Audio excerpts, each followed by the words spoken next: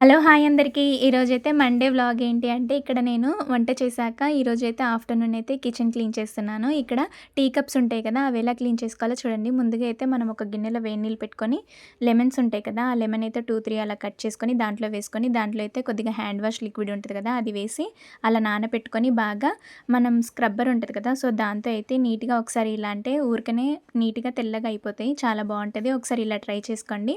Smell కూడా బాగొస్తది lemon ఏస్తాం కాబట్టి. అదేవిధంగా పెద్ద పెద్ద బాక్సెస్ ఉంటాయి కదా! అవి కూడా మొత్తం లోపల ఆల్రెడీ నేను మొన్ననే క్లీన్ చేశా కాబట్టి, పైన క్యాప్స్ కోసమని ఒక బౌల్‌లో అయితే నేను లిక్విడ్ ఏసుకొని, వాటర్ పోసుకొని అలా లెమన్ అయితే వేసేసి స్క్రబ్బర్ అయితే దాంట్లో ఇలా పెట్టేసుకొని మనమైతే క్యాప్స్ ఉంటాయి కదా! పెద్ద డబ్బాలవి.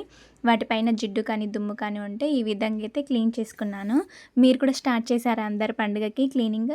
ఈ విధంగా అయితే కిచెన్ రూమ్ అయితే ఈరోజు స్టార్ట్ చేశాను. అలానే మార్నింగ్ అయితే నేనైతే లంచ్‌లోకి అయితే ఇక్కడ చుక్కకూర పప్పు చేశాను. అదేవిధంగా బీన్స్, టమాటో వేసి కర్రీలా చేశాను. వేడి వేడిగా అన్నం వండేశాను. మీకు ఈ చిన్న వ్లాగ్ నచ్చితే లైక్, షేర్, సబ్స్క్రైబ్ చేసుకోండి. Thank you for watching. మీరు కూడా స్టార్ట్ చేశారా?